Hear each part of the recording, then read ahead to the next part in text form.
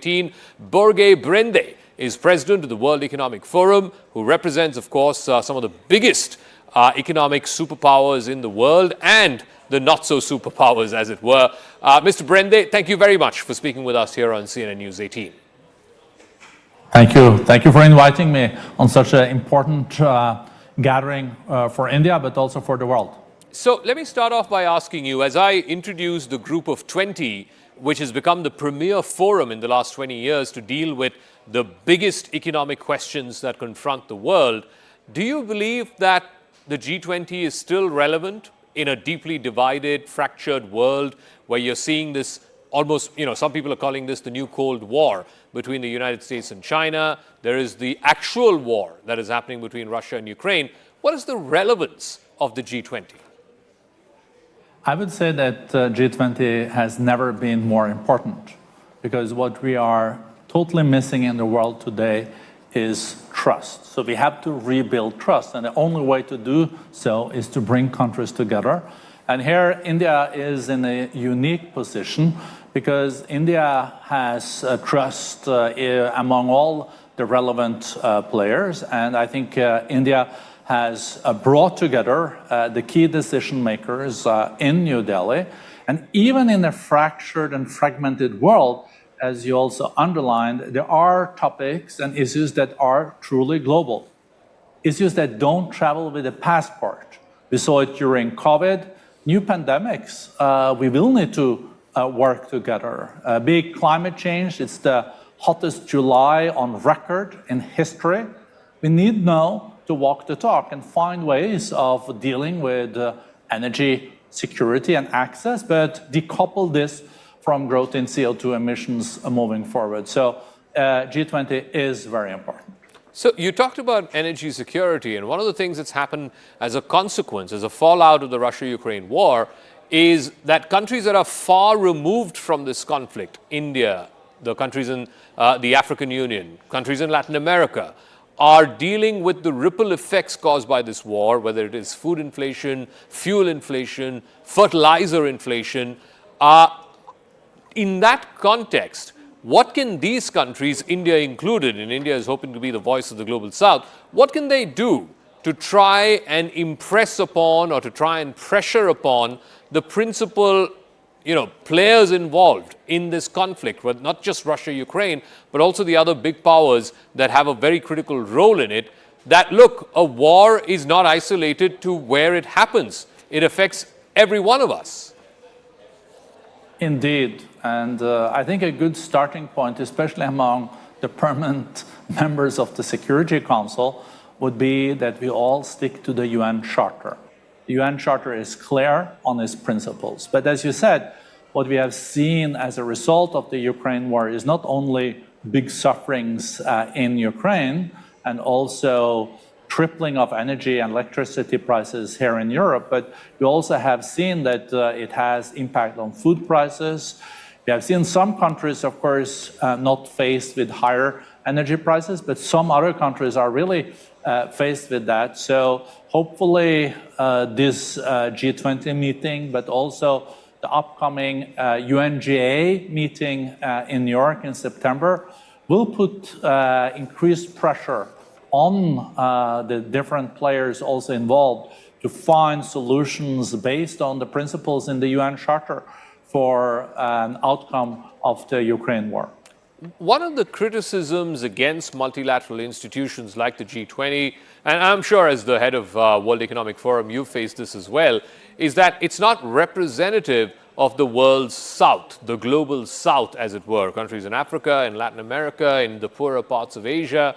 How relevant is this criticism? That ultimately, if you want to find a solution to the biggest problems that our planet is facing, from debt sustainability to climate financing to the fallout of the war, you need large parts of the world whose voices are often not on the high table.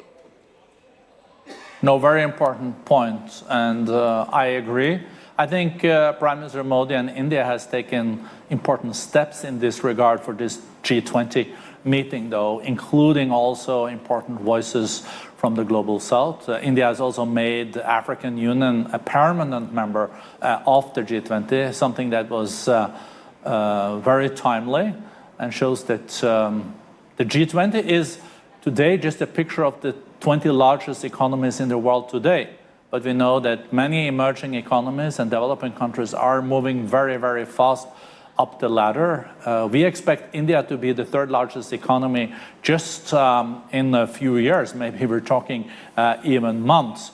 We have US, China, and today we have Japan and Germany.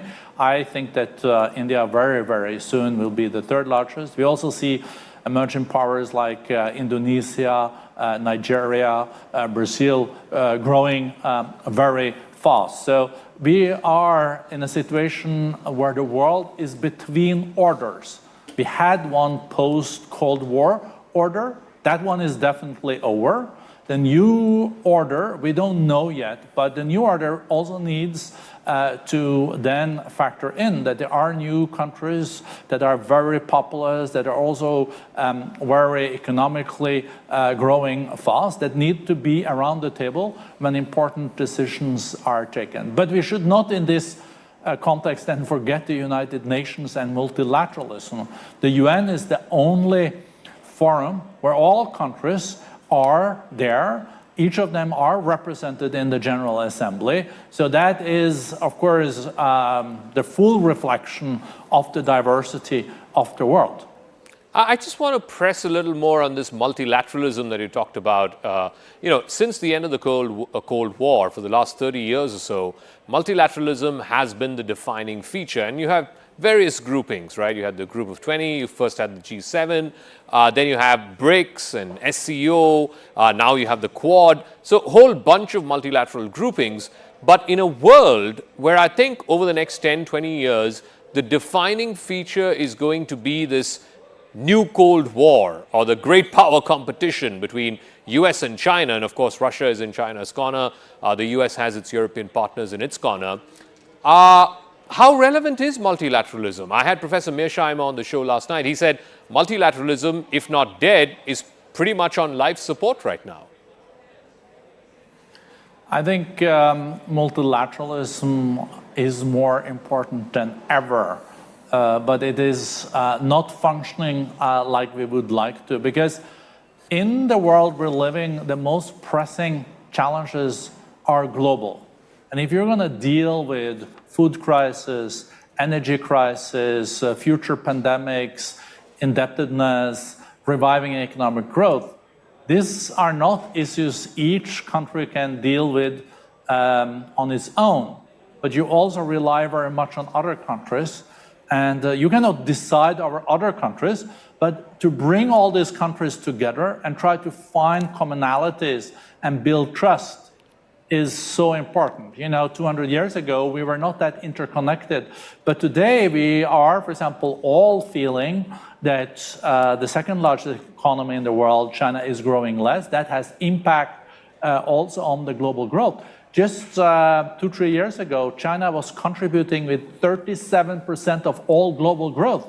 So if that engine is now growing slower, then it has impact on all of us. We know also on trade issues that, of course, the fact that we have been trading with each other and also use the comparative advantages. If India is good at something, you export that, and then you import something that others are good at. This win-win thing has now been challenged. We're seeing much more friend-shoring, near-shoring, and de-risking. Some of it, I think, will stay, but it's important that we don't lose the baby with the bathwater, because trade has been the engine of growth during the last decades. And if there is no growth, there is no prosperity, and there is nothing to also resources then to distribute to those that are more vulnerable. And that's also the fact related to the Sustainable Development Goals, like eradicating all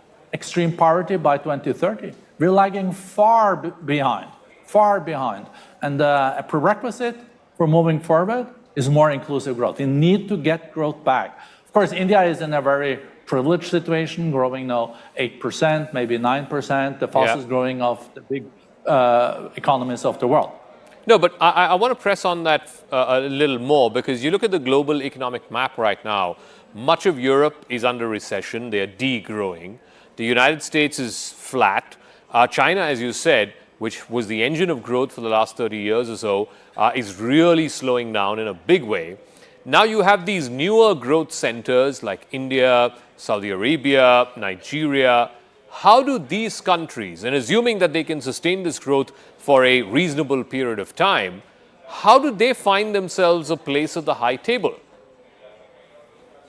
So it's good news that these countries like India, Nigeria, Indonesia, Brazil is growing and substantially. That also has a very positive impact on the other economies that are growing more slowly. As I said, India is in a very special situation here now because due to the digitalization and also the digital IDs, it's a very digital literate country. That could maybe inspire the others. When we look at the global growth, though, it's not that bad. It's 3% expected this year, and maybe the same next year. So we're not out of the woods, but there are also a fact that, for example, the US, we were even expecting we're going to be in a recession late this year, and it doesn't seem like it's happening. Most European countries are still growing, with the exception of Germany, that might be in the recession.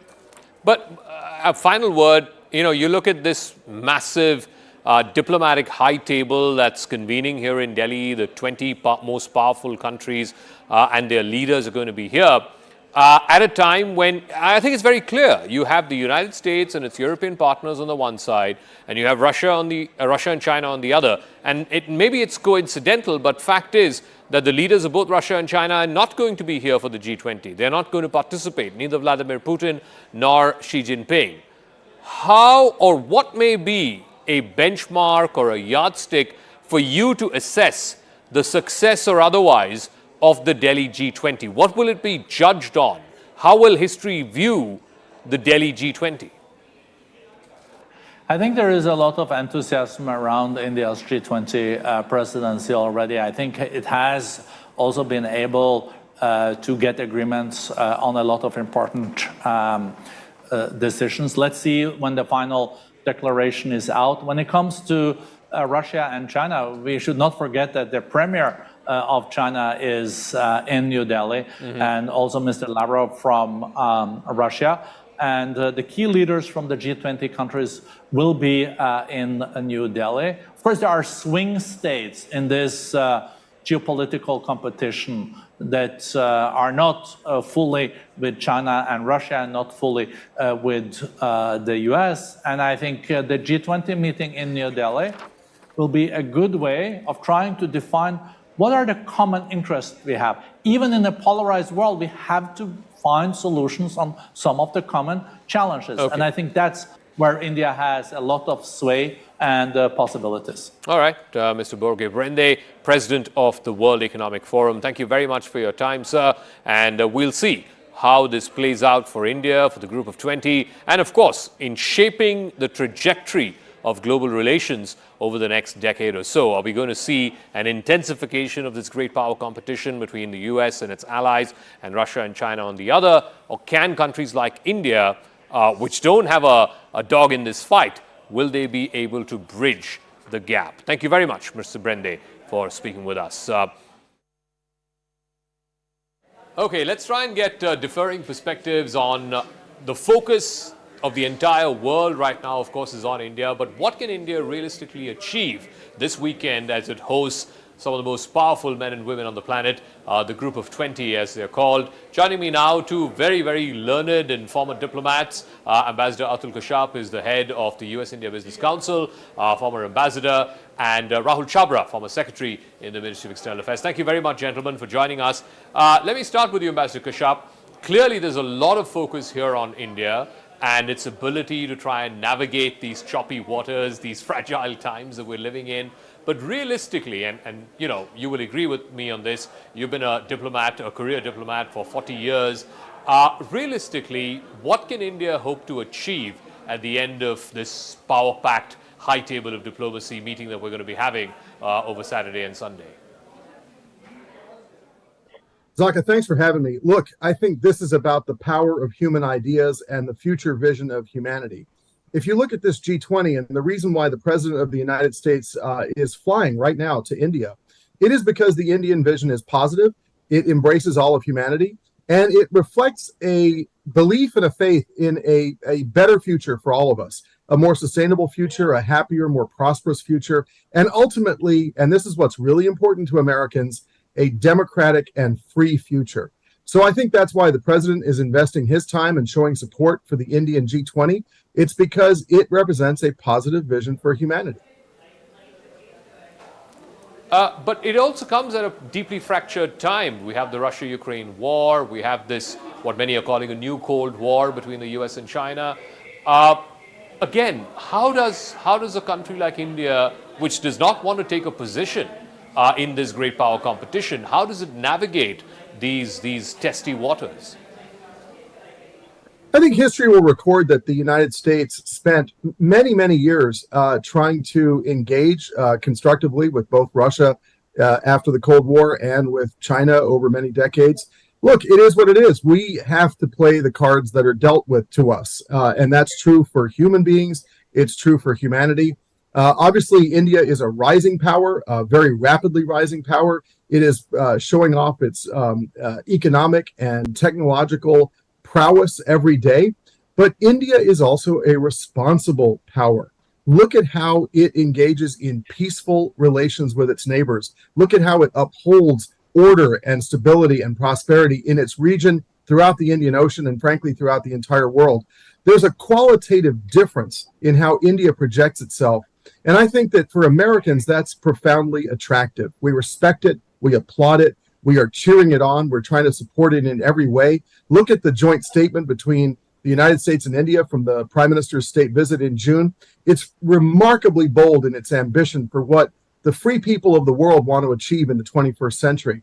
So look, I'm not here to give advice on how India manages all of these very complex currents, but what I can say is it is abundantly clear that the world's oldest and the world's largest democracies are doubling and tripling down on one another because we realize there are some very, very dark alternative visions of what humanity and the world ought to look like.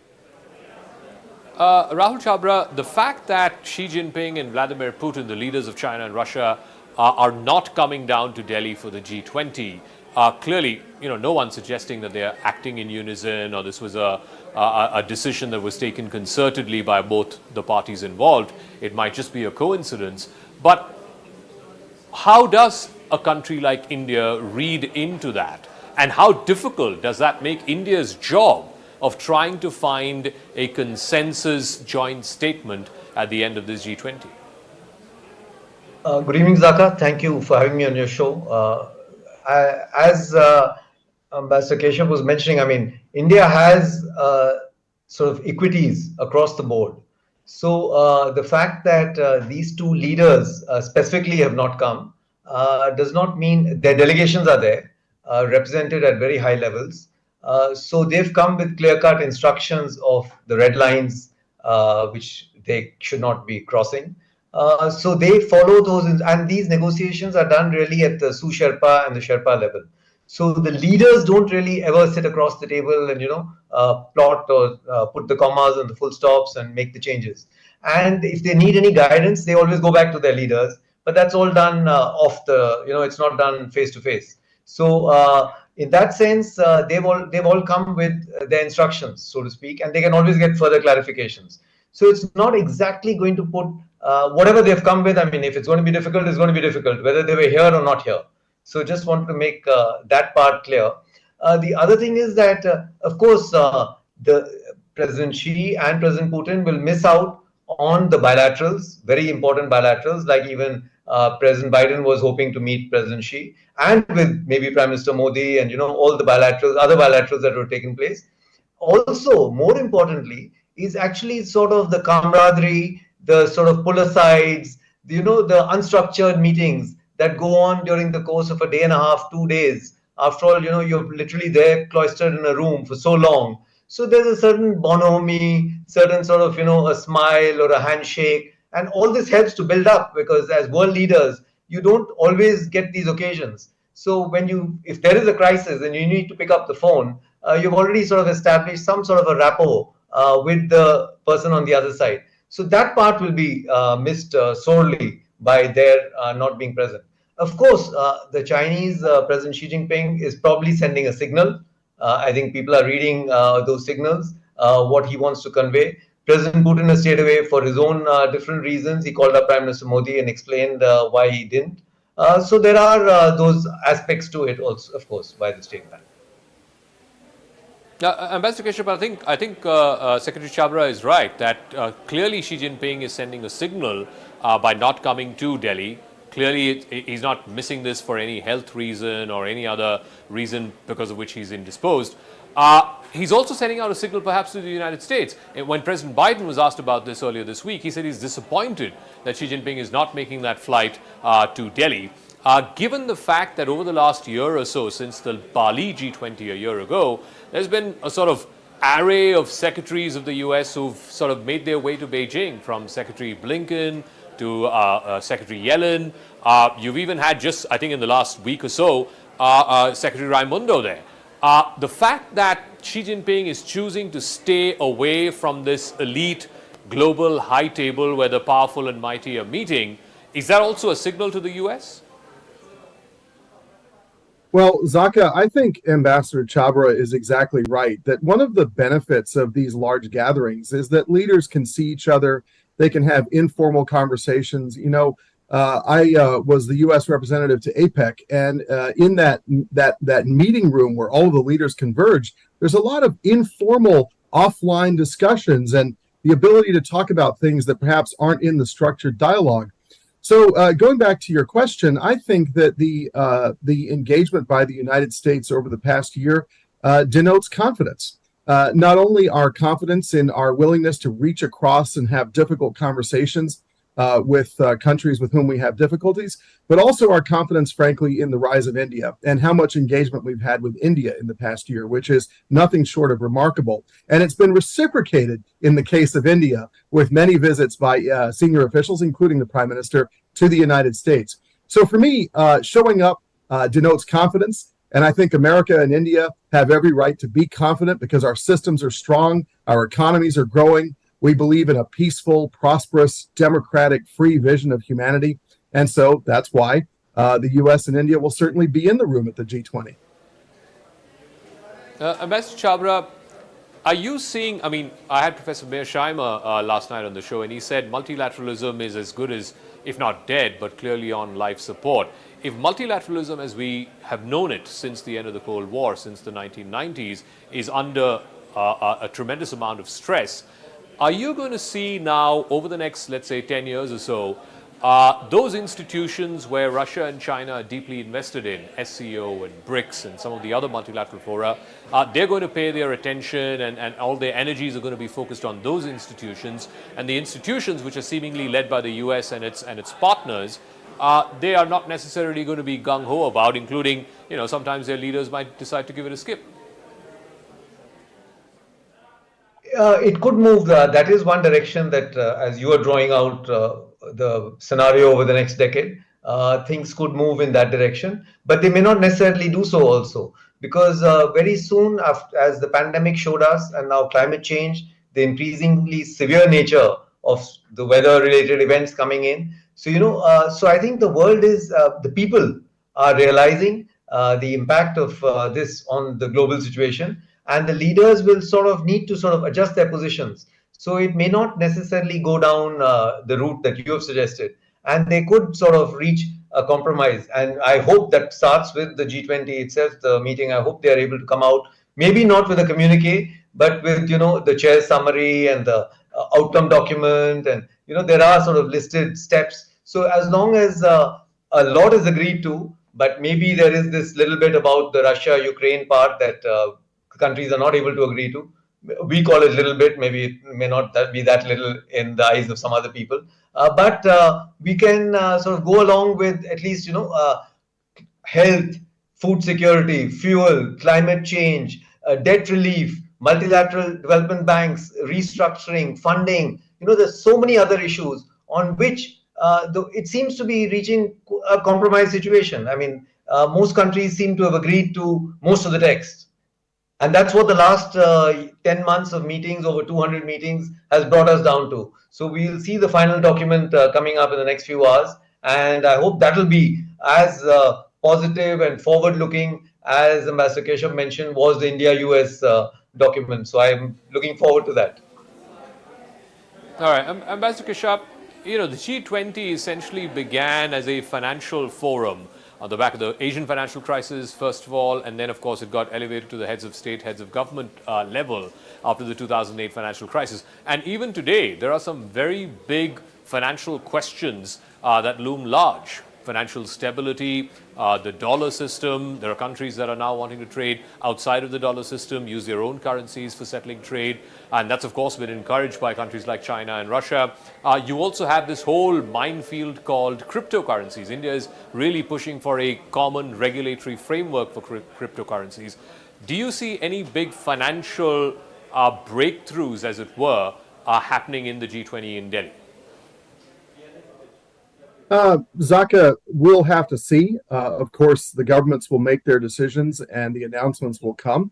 And we wish our Indian friends the greatest of good luck and success with the G20. They've had an absolutely magnificent year. They've brought the entire world to India. They've shown off the prowess and beauty and diversity of India. It's been actually kind of a high watermark for G20s and a real model for going forward. So congratulations to India on what they've already achieved across a very ambitious year, punctuated, I might add, by a moon landing on the southern pole of the moon and a solar mission all in the same 2 weeks. So kind of an amazing run of achievements by India, and I applaud that.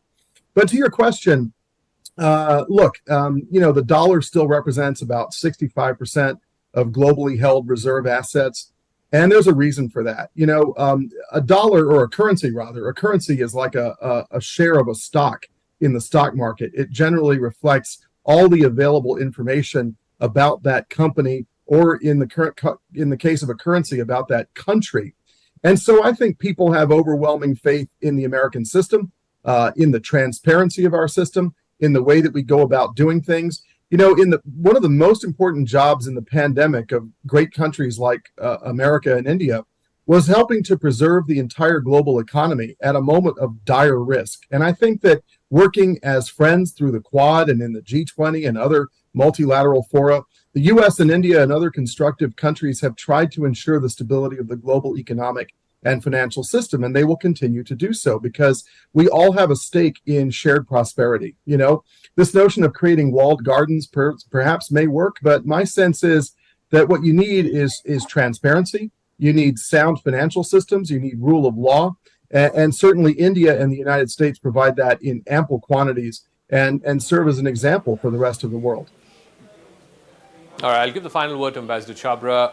If at the end of these 2 days, by Sunday evening, they're not able to get a joint statement, and presumably because of the Russia-Ukraine war, and they can't agree on the text of a joint communique, would that necessarily mean that the Delhi G20 is a failure, judged from the yardstick of it being the first G20 to not adopt a joint communique? And if that doesn't happen, what other things, what other benchmarks or yardsticks are you looking for, sir, which, if breached, in your view, the Delhi G20 would be rendered a success?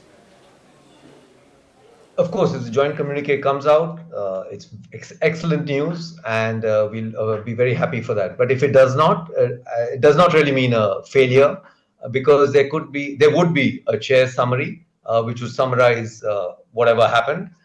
So that would cover everybody's viewpoint and faithfully cover it, so everybody will be able to see who was on which side and who said what. Then there would be sort of an outcome document where all the countries who agree to it, that would be listed out. So in that outcome document, maybe Russia, Ukraine would not be covered, and all the other countries would agree to everything in that outcome document. But even there, if there are a country or two that does not want to sign on to that outcome document, they would be probably therefore left out, that they did not agree to it, or there'd be a footnote added to it. So there would be a document coming out. So if that document comes out and maybe 19 out of 20 or 18 out of 20 agree to everything in that outcome document, that itself is a big achievement. But we would hope that with Russia, Ukraine being left out, all the other issues that I mentioned, starting with even, in fact, which I did not mention, the digital public infrastructure that India is so proudly proud of and is now coming into play, because that will help countries leapfrog. The physical infrastructure is different, and now the digital public infrastructure. And then, of course, the health, the food security, the millets, all this lifestyle for environment, the life, all these initiatives as they come in, I think it'll be a great success of the summit. Okay, I'm completely out of time. I want to thank Ambassador Chabra, Ambassador Kashyap. Thank you very much, gentlemen, for joining us on this special broadcast ahead of what is the biggest diplomatic jamboree that is descending upon New Delhi. Of course, we've had multilateral summits in the national capital before, but nothing quite of this kind or this sort. Thank you very much for joining us, Ambassador Kashyap and Ambassador Chabra.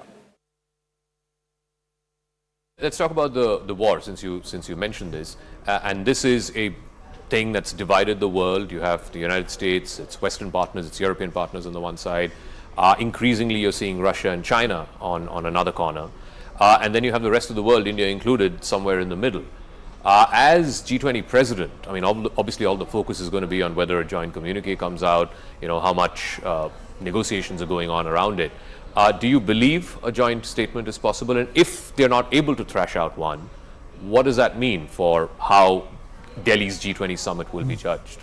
I'm not sure that's the only benchmark on which it should be judged. But that being said, I think you framed it correctly. And what we've seen in the ministerial meetings earlier this year has been what the United States and its allies, NATO allies, Japan, Korea, Australia, pushing for a much tougher language, condemning Russia and Ukraine, Russia and China obviously pushing back. And I think there was a belief that a formulation had been worked out last year in Bali that was acceptable to all parties. What we've seen what's changed between Bali and now? What seems to have started with the finance ministers meeting in Bangalore earlier this year, and it has continued, it seems to be a sort of tougher line taken by Russia and China. The formulation that was then worked out was that there would be essentially a dissenting note in the statement that was issued.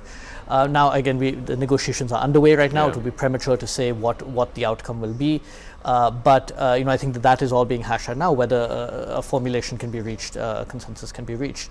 So I think that, for me, I think that the takeaway is that for a lot of those countries in the middle, if you will, countries that would like to have good relations with the West and also have good relations with Russia and or China, that they largely supported that old formulation, and it wasn't. It was only two dissenting parties. So that, I think, is more significant than the fact that there was a much greater split or divide, and I think we'll see what the outcome is going to be. So when you say the difference between Bali and now is that Russia and China become far more entrenched in their positions and far more entrenched in their opposition to the West and its partners, I'm just curious to know the absence of Xi Jinping and Vladimir Putin at the G20 summit in Delhi. How much of a dampener is that? Well, dampener for whom, right? For India. No, I mean, India's invited the parties. Both China and Russia will be represented here, although not at the senior most levels. Invitations did go out. So I don't think it actually impinges very much on, it says less about India, it says more about Russia and China. Okay. In Russia's case, I think that it was more expected, I think, for some time, just given the complexities, but not respect to India, but its differences with the West. And this would be, had President Putin decided to come, it would be the first time he'd be in the same room as many of these other world leaders with whom he's been at loggerheads. Xi was, I think, a slightly different case, and we don't know exactly the thinking behind it, but it is significant that he's not here. But in this sort of, many people are calling this the new Cold War, emerging great power competition, and so on and so forth. Where do countries like India find space? I mean, India is trying to sort of carve out a space as the voice of the global South. You think that is where India will find itself in? I get variations on that question a lot in the US and in Europe and other places. And, I think it's quite clear that when you explain to people how the world, people have a tough time putting themselves in other people's shoes. And when you explain where India is coming from, I think people largely understand it. They understand that, how India sees the world. And obviously a lot more needs to be done to explain that to people. But, I find largely now, at least in governments in the US and the West, they understand where India, they may not agree with it, but they understand where India is coming from, that India has a defense relationship with Russia, that it has the global oil and energy markets, global food markets. There is an obligation to the people of India, and also India is not alone in this, that in the global south these are legitimate concerns, and I think in fact what we see and hear this week from many of those Western countries is exactly that acknowledgement of those concerns, that yes, there is a war going on, but they are ultimately, leaders of these countries are responsible to, first and foremost, to their own people. Now, again, with that being said, I think we are also seeing in some ways India deepening its ties with perhaps with the exception of China, with many of these other countries. There have been attempts at widening India-Russia trade, with mixed success. India and Europe are engaged, the EU are engaged in a trade and technology council. The only other country by which the EU has that arrangement with is the US. India and the US, of course, we saw during the Prime Minister's visit to Washington, have been deepening its relations. India and the Quad, India and Saudi Arabia. So I think everyone sees, China as a slight exception because of the differences. But with most of the other invited participating countries, you have seen very conscious attempts at India making genuine attempts at deepening cooperation. So, the G20, as you said, really became this pinnacle of multilateralism after the global financial crisis. You needed the biggest economies, the best minds to come together in a room and solve the world's problems.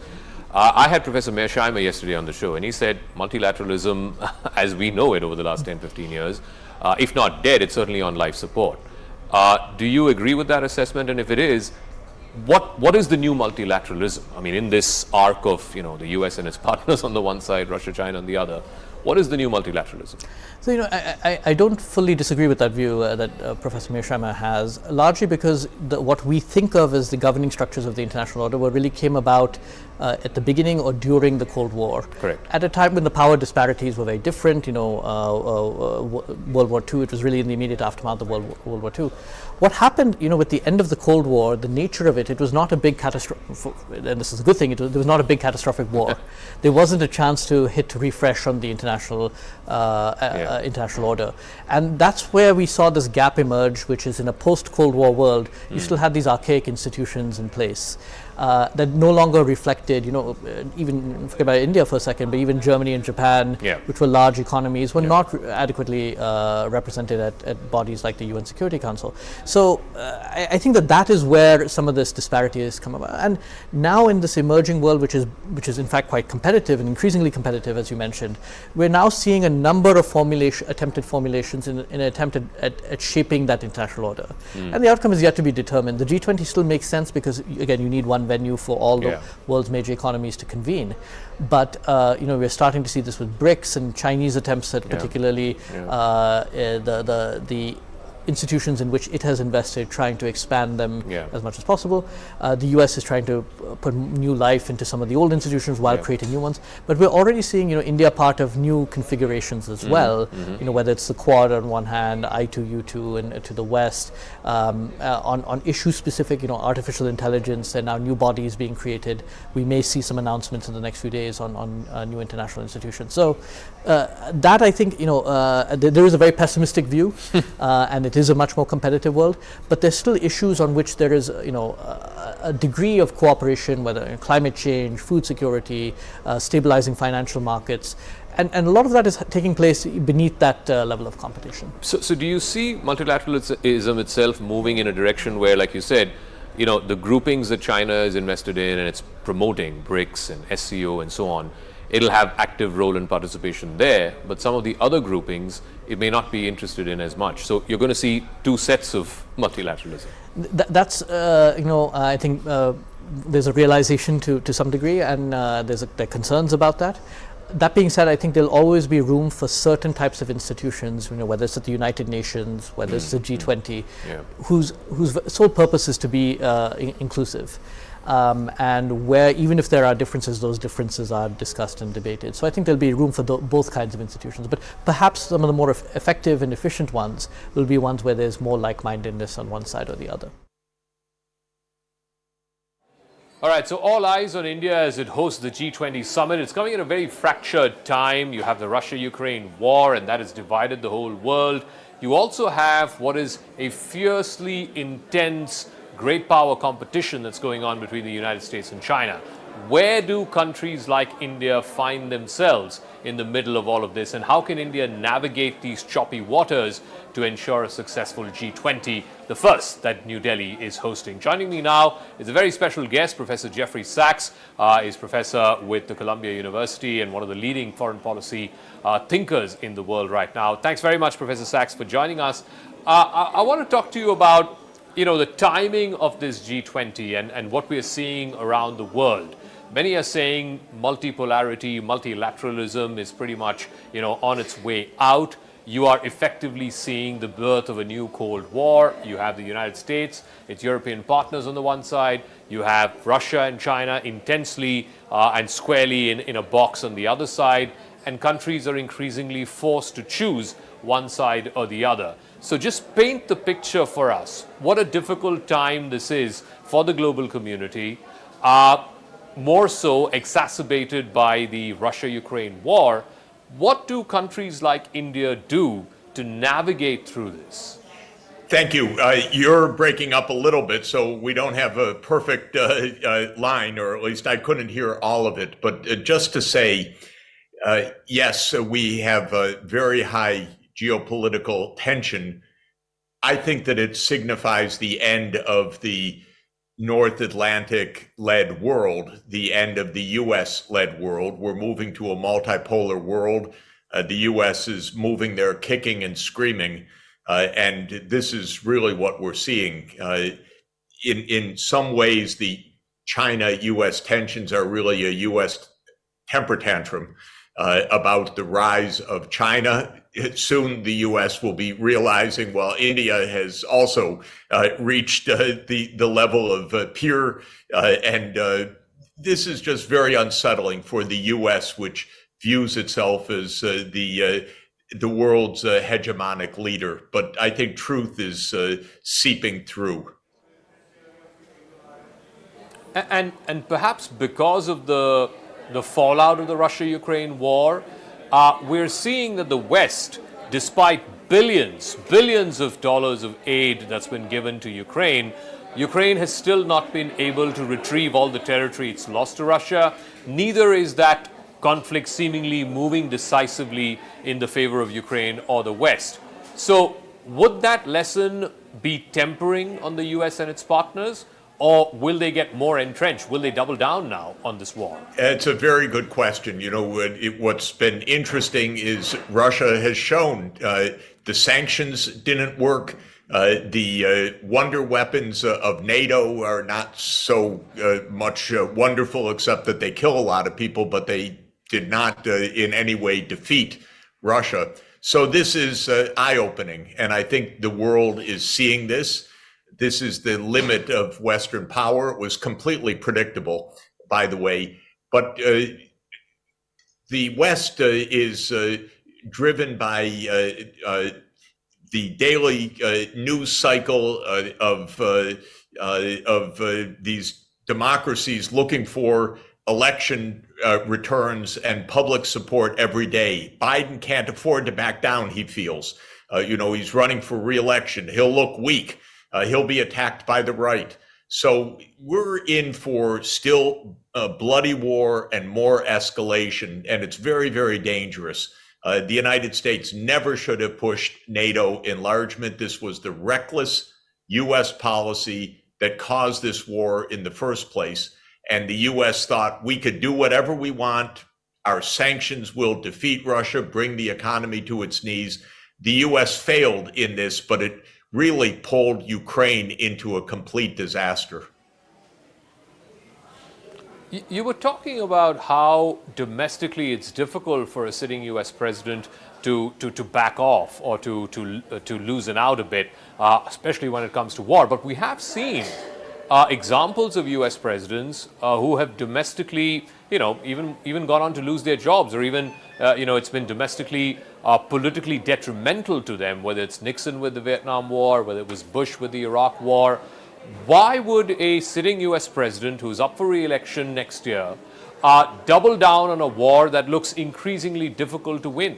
Yeah, it's a fascinating question. Remember, Nixon was not the end of the Vietnam War. Nixon resigned, and because it was Nixon's war, Gerald Ford ended the war in Vietnam, which was already lost, of course. And Bush Jr. never gave up on the failed war in Iraq. Presidents don't do that. Now, Lyndon Johnson, with a failed war in Vietnam, simply decided not to run again. And by the way, Biden should have decided not to run again, in my view. He's more than 80. He clearly is past his prime, let's say.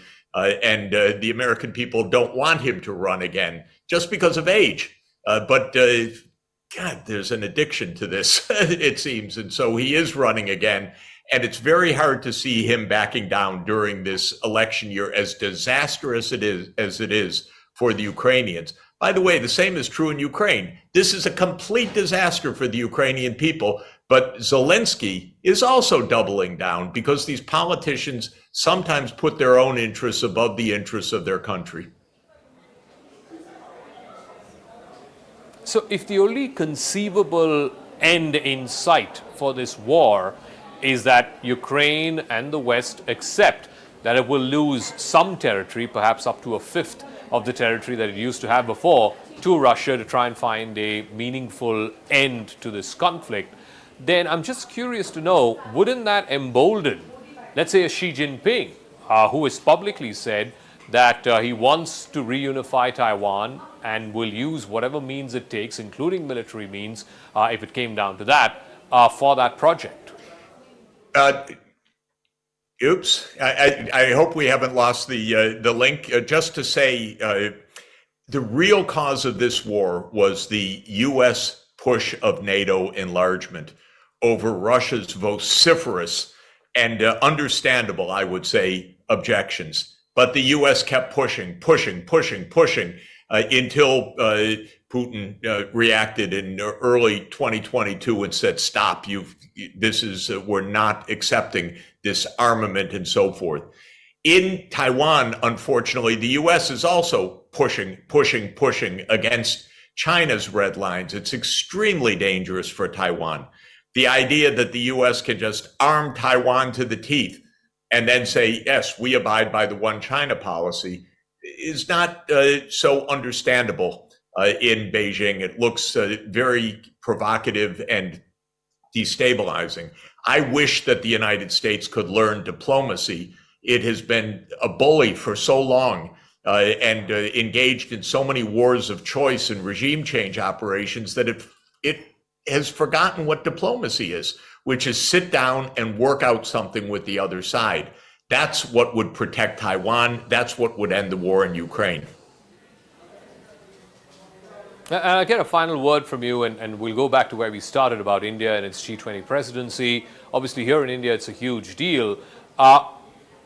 The chances of getting a joint statement because of the Russia-Ukraine war and because all parties involved are further entrenched in their positions today than, let's say, a year ago when the Bali G20 happened and they were able to thrash out a joint communique.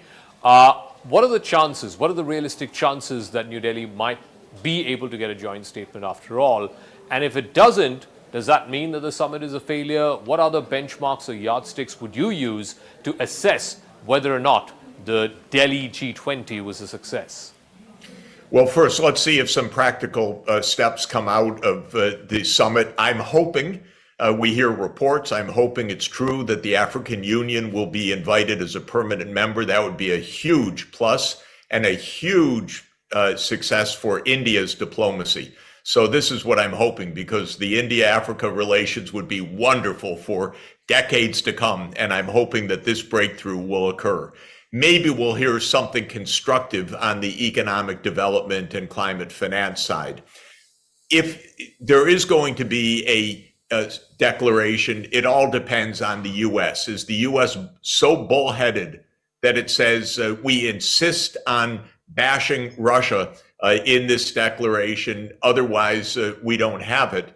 Or does the U.S. say we want India to have a success, and so we back off this insistence? Because the Indian position, which is the right one, is don't break a summit over these geopolitical issues. This summit is about development. This summit is about finance. This summit is about the world economy. This summit is actually about cooperation. So let's find the places we can cooperate.